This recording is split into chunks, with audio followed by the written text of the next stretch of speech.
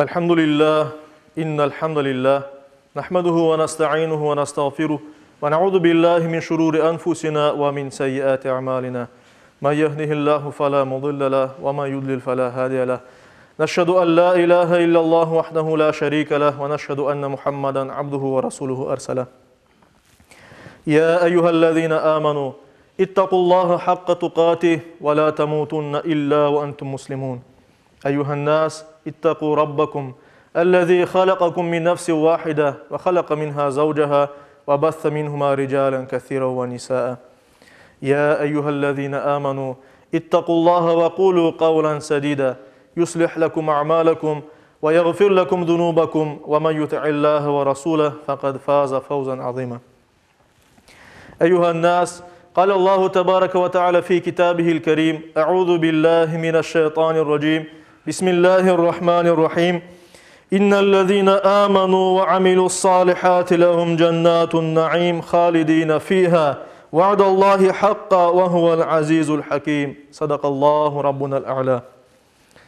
Muhterem cemaat-i Müslümin, saygılı Müslümanlar, okuğanım ayet-i kerimede Luqman suresinin 8. 9. ayet-i kerimelerinde Allah-u Teala böyle buyuruyor. Şüphesiz, hiç şüphe yok ki İman etip güzel işler yapkanlar için içinde devamlı kalacakları ve nimetleri bol cennetler var. Bu Allah bergen hakiki sözdür. O pek yüce ve hikmet sahibidir. Bizim Rabbimiz Allah-u Teala büyük ve cömerttir. Bizge o hayatımızı bağışladı. En büyük değerimiz hayatımızı ve kolumuzda, elimizde olan her şeyini o bizge verdi. Ve o bizni bu dünyada yaşata. Bu aytkanımız dünyada, imtihan dünyasında bizlerini sınay. Ona bir vakitleri ruhlarımız bergen sözünü yerine getirecekmiz mi, yok mu? Ve ona göre de bu dünyada kim Allah'a bergen sözünü tutsa ve iman etip hayırlı işler yapsa, bu kimselerge Allah-u Teala cennetini vaade etti. Kim de Allah-u Teala'ya inanmasa ya da yamanlıklar yapsa, onlar cezalarını cehennemde çekeceklerini bizge bildiriyor. Yani ahirette bu dünyadan sonraki hayatta ya mükafat ya ceza olacağını bildiriyor. Burada bir insan iman etip faydalı işler için aklını, yüreğini, Allah-u Teala bergen kabiliyetlerini, imkanlarını gene Allah için kullangan olsa onlara cennetini müjdelemekte. Kim de hakikatka sırtını aylansa, Allah-u Teala'nı görmegen dayin olsa, görmezlikten gelse, yarama yolda ömrünü sarf etse, böyle kimselerge acı bir azap bildirile, tehdit etile.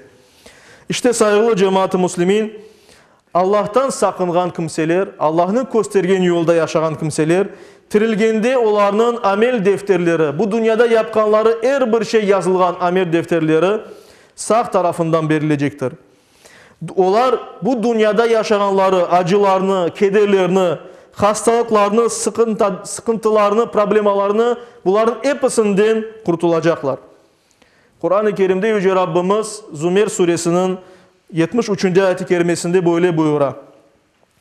Rablerini karşı keluvden sakınganlar ise top top cennetke alıp barılacaklar.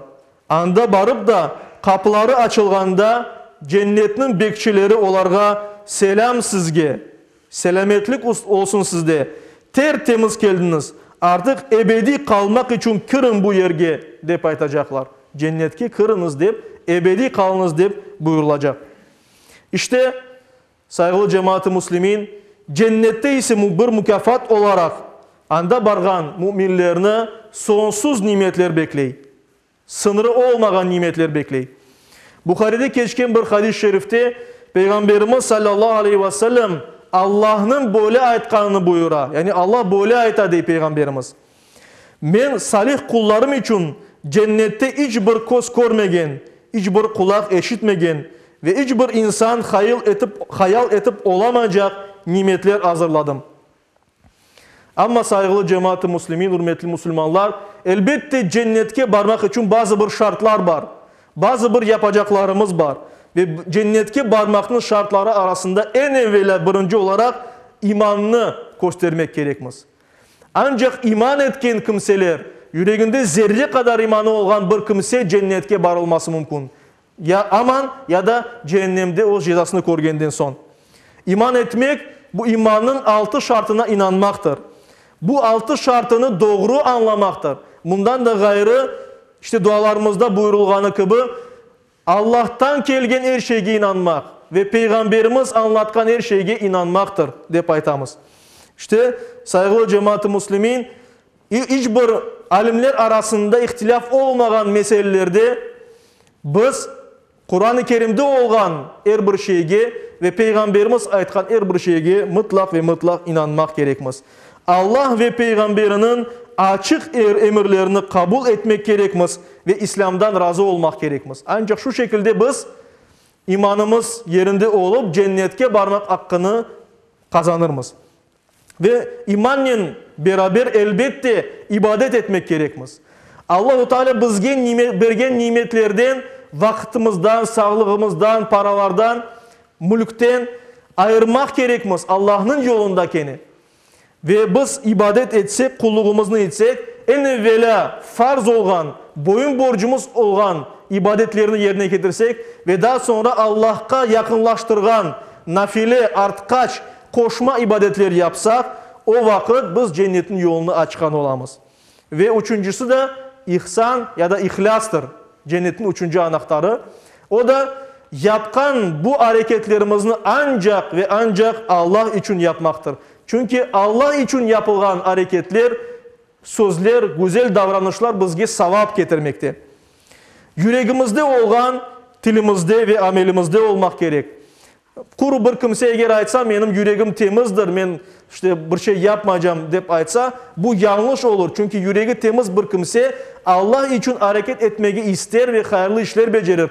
Ve bunun için de böyle koşma ibadetlerinden değil de farz olan ibadetlerden başlar. Yani Allah-u Teala emir etken şeylerini birinci yerine getirmek gerek. Ondan sonra artkaç özümüzden başka ibadetler, hayırlı işler yapsak bu bizge daha ziyade sevap getirir inşallah. Ona göre de yüreğimizde olan bu temizliğimizni, ihsanımızını, ihlasımızını, samimiyetini hareketlerimizle, sözlerimizle tasdik etmek gerekmez. Ve buna ilave olarak Peygamberimiz sallallahu aleyhi ve sellem'den bir hadis-i şerifini bunda getirmek isteyeyim. Peygamberimiz böyle buyurgan, sizden hiçbiri iman etmegence cennetke kiralmaz. Müslüman kardeşini sevmegence ise hakiki manada iman etken olmaz de buyura. Demek ki cennetke varmak için Müslüman kardeşlerini, ağalarını, tatalarını sevmek gerek. Müslümanlarını sevmek gerek. Ve Peygamberimiz devamında buyura, sizge bir şey aytayım mı? Onu yapsanız sevginiz artar. Birbirinizge selam veriniz diye. Yani ne vakit birbirinizi korseniz selam veriniz. Çünkü selam bir duadır. Ve yüreklerini birleştirir Müslümanlarını ve cennet kapılarını açar. Ona göre saygılı cemaat-i muslimin, aziz Müslümanlar, birbirimizge münasebetlerimiz mühimdir. Onlar bizim imanımızga tesir etti. Ve bu sebepten, yarama laflardan, birbirimizni incitacak hareketlerden evvel ya da aklımızga bir fena düşünce kelgende aman şu aytkanımız hadisini hatırlayık. Birbirimizge zarar vermeyik, birbirimizni seveyik. İşte bunu da bileyik. Eğer bir kimse yarama hareket, bir günah yapsa elbette bir kimsege zarar getirgendir. Ama esas zarar, esas yaramaylık özüne kayta. Çünkü bunun neticesini o özü görecek. Günahını özü kazana, onun imanına zarar kele ve belki de bu yapkan hareketinin cennet yolu kapatılıp kala. Cennetke baralmayacak bu insan. Ve ona göre de bunu tuşunup bütün yamanlıklardan vazgeçeyik ve yaxşı hareketler yapmaya tırışayıq inşallah. Yüce Rabbimiz her birimizge cennetini kazanmak, Allah'ın razılığına yetmek bu kıyın yolda her birimizge sabır ve sebat nasip eylesin. Hayırlı ve güzel ameller işlemeye nasip eylesin. Bu yol kıyın dep aytamız ne için? Asıl bu yol kıyın değil. Ama bizim içimizde nefsimiz var ve yanımızda şeytanlar var.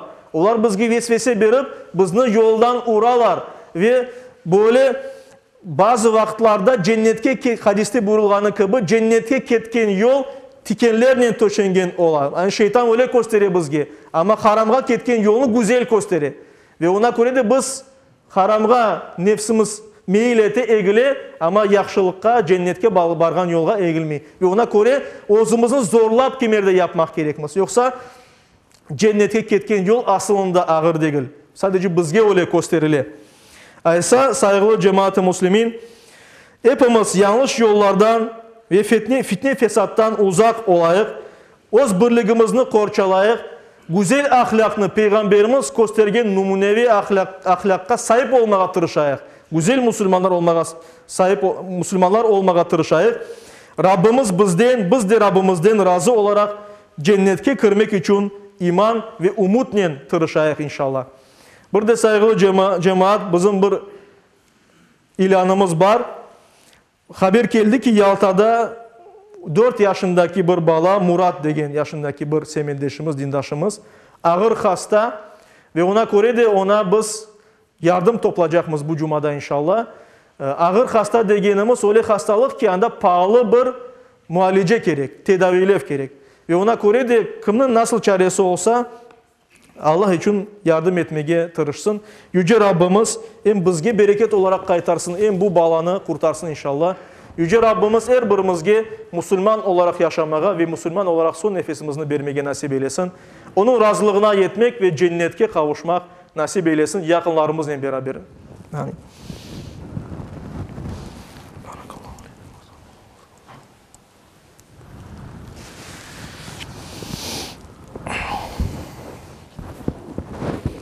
Elhamdülillah ve salatu ve selamu ala Resulillah ve usikum ve nefsel asete bi takvallah. İnna Allah ve melaiketehu yusallun alen nebi. Ya eyyühellezine amenu sallu aleyhi ve sellimu teslima. وارض اللهم عن خلفاء الأربعة أبي بكر وعمر وعثمان وعلي وعن سائر الآل والصحابة والتابعين ومن تبعهم بإحسان إلى يوم الدين وعنا معهم بعفوك وكرمك يا أكرم الأكرمين ويا أرحم الراحمين. اللهم أعز الإسلام والمسلمين. اللهم أعز الإسلام والمسلمين. اللهم أعز الإسلام والمسلمين واحمي حوزة الدين ودمر أعداء الدين وألف بين قلوب المسلمين ووحد صفوفهم واجمع كلمتهم على الحق يا رب العالمين. وانصر دينك وكتابك وسنة نبيك محمد صلى الله عليه وسلم وآله أجمعين. عباد الله، إن الله يأمر بالعدل والإحسان وإيتاء ذي القربى وينهى عن الفحشاء والمنكر والبغي يعظكم لعلكم تذكرون. صدق الله العظيم وأقيموا الصلاة.